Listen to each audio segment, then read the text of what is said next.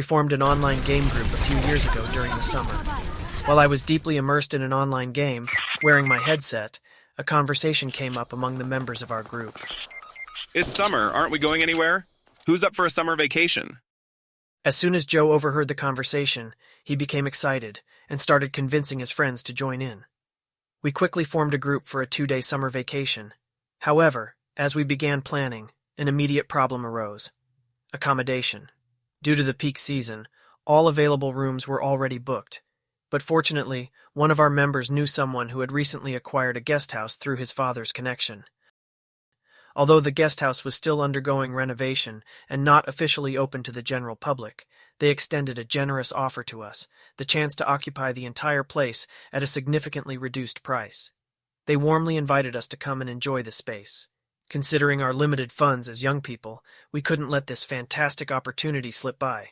And so we embarked on a journey to this guest house, tucked away in a remote mountainous area. We even had the chance to swim in a nearby creek. After a day of water fun, we finally entered the guest house in the late evening as darkness set in. Considering it was in a pre-renovation state, I hadn't set my expectations high. However, despite its age, the living room surprised me with its generous space, housing 3 rooms and exceeding my initial assumptions. While exploring the guest house, I happened upon a door near the kitchen. Without bothering to slip on my shoes after my swim, I ventured inside, and my bare feet met the floor. To my astonishment, I recoiled immediately. It was unbelievably cold, almost akin to ice. Even in the midst of summer, the floor seemed to emanate an icy chill. This peculiar sensation didn't occupy my thoughts for long as I continued exploring. The room I entered was small, tucked away from view, and for some reason, it seemed dimmer than the others. An unmistakable chill hung in the air, a testament to the room's prolonged lack of use. Given its size, I suggested to my fellow members that we repurpose it as a storage area for our luggage, as it didn't quite suit the role of a bedroom. Intuitively, I had an eerie feeling that spending the night in that room might prove uncomfortable, so I removed the blankets and bedding to a different room. Since we decided to have a good time, we couldn't let the alcohol go to waste. Time flew by as we enjoyed lively conversations and laughter. Michelle, who had the lowest alcohol tolerance, was the first to pass out. However, her attempt to stand up turned into an amusing display of stumbling and comedic movements. The rest of us applauded her impromptu performance, thoroughly entertained by Michelle's comedic gestures, before she eventually retreated to the room. Shortly after, Mary also succumbed to sleepiness and followed Michelle into the same room. This left 3 of us remaining: Paul, who had rented the guest house, Joe, and myself. As we carried on with our drinks, we discussed our regrettable losses in online games and marveled at our luck in finding such an affordable guest house. Amidst the lively chatter, a sudden thud caught our attention. Our conversation came to an abrupt halt as we turned our heads toward the source of the sound. To our surprise, Michelle had emerged from the room and was crawling on all 4s towards the refrigerator and repeatedly banging her head against it.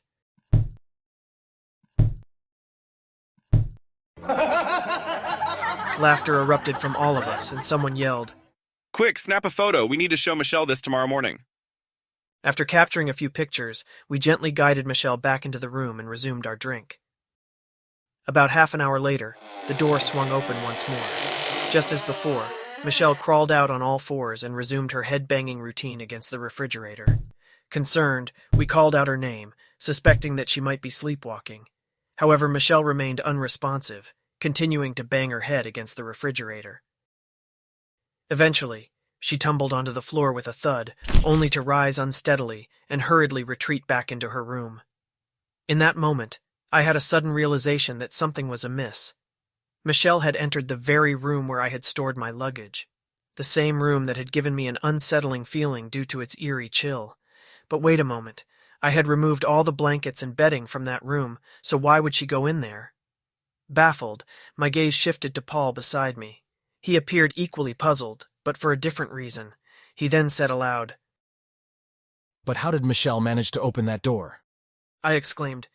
"Wait, what? What are you talking about?" Paul responded. "Did you guys not notice? When the door opened, Michelle was on all 4s, her hands and knees touching the floor." I couldn't wrap my head around it. What have I missed? Do you mean the door had swung open by itself? For Michelle to emerge from her room while crawling on all fours, she would have had to reach out and grasp the doorknob, turning it. However, as the door opened, she hadn't even touched the doorknob. She was already on all fours, seemingly affixed to the floor, as if someone else had opened the door for her while she was in that position. Just then, the door to the room swung open again. All three of us quickly turned our attention toward it. Through the open doorway, there was Michelle, still on all fours and trembling. Just as Paul had described, both of her hands were planted on the floor, and the door had opened by itself. The whole situation was unsettlingly bizarre, but Michelle's well-being was more important. "Michelle, are you all right?" I called out to her, but in the blink of an eye, everything escalated dramatically.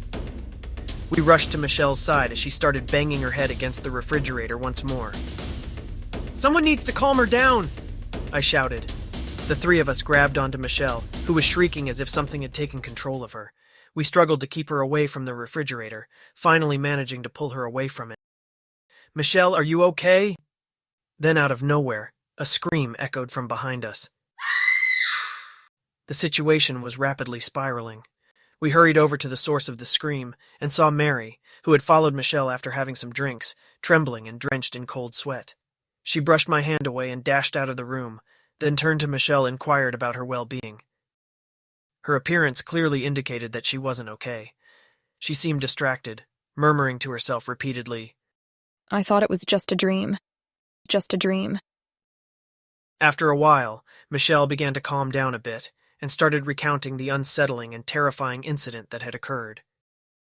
Michelle and her friend Mary, both heavily drunk from alcohol, stumbled into the room, one after the other, and dozed off without any awareness of the events that would unfold.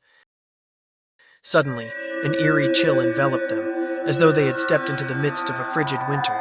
Startled awake, they gazed around, only to notice something peculiar happening directly above them, lying on the bare floor. As I had removed all the cushions and bedding to other rooms earlier, they saw unsettling movements. Out of curiosity, they glanced upwards while still lying down, only to be met with the sight of pale and withered legs belonging to a ghostly woman. This unfamiliar figure gazed down at them with a sinister grin. Michelle struggled to speak, but her voice wouldn't come out. Neither of them could make the slightest movement.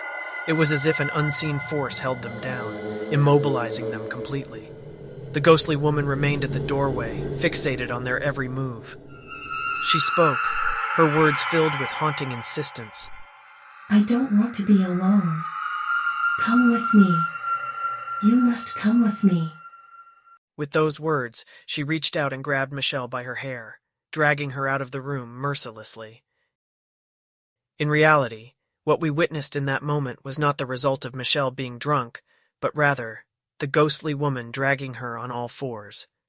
Her hair was ensnared in the woman's grip, causing her to be forcefully dragged into the kitchen. Even the sight of Michelle repeatedly banging her head against the refrigerator wasn't due to her drunken state. It was because of the ghostly woman yanking her hair and making her head repeatedly hit against the refrigerator. Meanwhile, the rest of us stood by, watching and laughing. I can only imagine the emotions Michelle must have felt toward us during that frightening moment. At one point, Michelle barely managed to escape the woman's grasp, stumbling and fleeing into the room. However, the woman persisted, relentlessly chasing after Michelle and grabbing her by the hair, dragging her out again. This distressing cycle repeated 2 or 3 times until this terrifying situation caught our attention, and we rushed over. With Michelle's screams, the ghostly woman suddenly vanished, and Michelle regained her composure.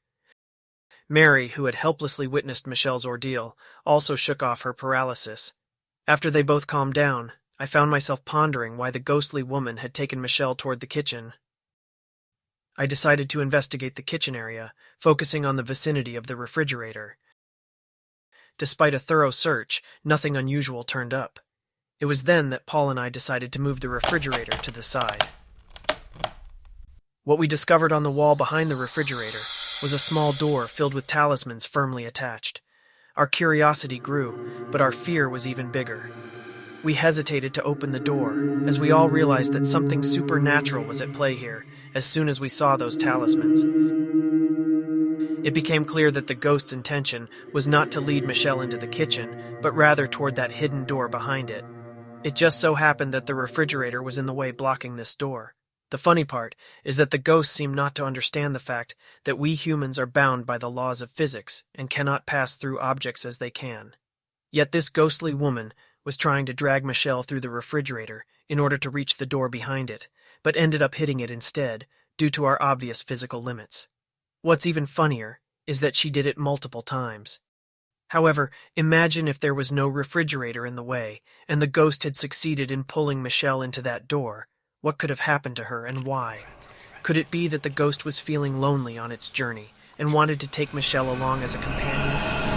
I don't want to be alone. Come with me. You must come with me.